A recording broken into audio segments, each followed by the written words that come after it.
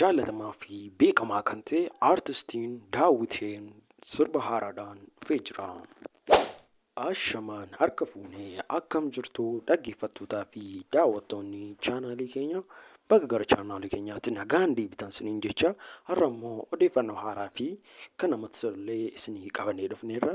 Egaa xumura qophii keenyaatti nu wajjin tura. Akkuma beekamu immoo warroonni chaanaalii keenya kanaaf haaraa taatan immoo sabskraayibii fi laayik sheer gochuun immoo sooshaal miidiyaa qabdan hunda isaa irratti illee aartistii kun akka inni sirba isaanii haaraan kunillee vii'ee fi namoota hedduu bukkee akka inni ga'ullee akkan isa gargaarudha jechuudha. Kanaafuu sheer gochuun jalqabaa isiniin jenna.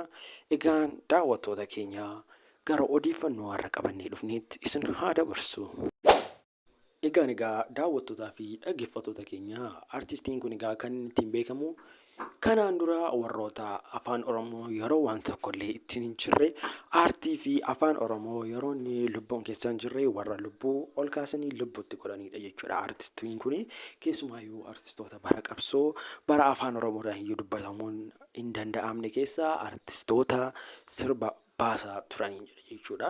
Egaa aartistiin kun uummata Oromoo bukkeetti jaalatamummaa fi akkasumas illee kabaja hedduullee kan qabudha jechuudha. Keessumaayyuu aartistii Oromoon qabdu keessaa aartistii baay'ee jaalatamaadha jechuudha.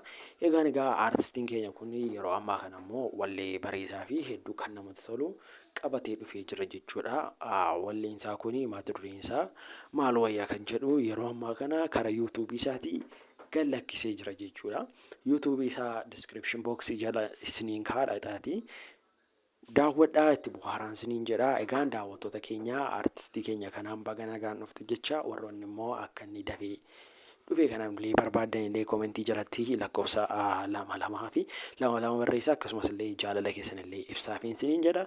Egaan daawwattoota keenya aartistii keenya kan immoo sirba isaa haaraa kun immoo akka inni yeroo dhiyootti view miliyoona tokko illee gashinu abdiin qaba jechuudha. Dhaqaatii liinkii description box jala fuudhuun daawwadhaan isiniin jedha. Egaan daawwattoota keenya odeeffannoon kun har'aa kana ture. Hamma xumuraatti waan daawwattaniif galatoomaa isiniin jecha viidiyoo kan biraa amma walitti deebinutti immoo gama kiyyaan nagaatti.